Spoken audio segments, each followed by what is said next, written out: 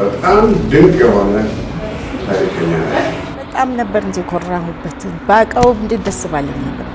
ሰው አክባሪ ሩህ አያላ ነገሮች እንኳን ሳይንቲስት ነው። ከሳይንቲስትም በላይ ቢኖር ሊሆን የሚችል አይነት ካፓሲቲ ነው ያለው። ትልቅ ፍልስፍና በሚፈለሰፍበት ጊዜ ትልቅ ኮንትሪቢዩሽን አድርጓል። ከኢትዮጵያም አልፎ ለአፍሪካም ትልቅ ደረጃ የሚያስገኝ ሰው ነበር።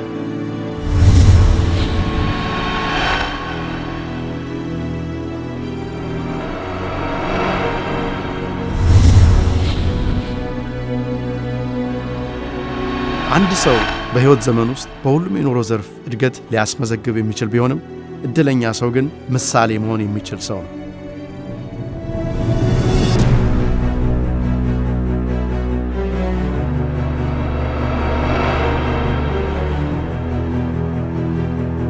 በፈተና ውጤት ሁል ጊዜ 100/100 ኪታው እጅጉ ነበር የሚለው አስተማሪው።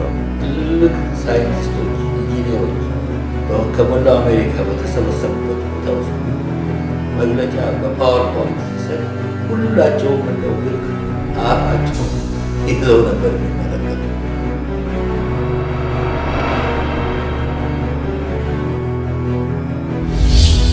አንደኛ እስከ 8ኛ ክፍል እስኪማር ድረስ እዚሁ ቤት ነበር።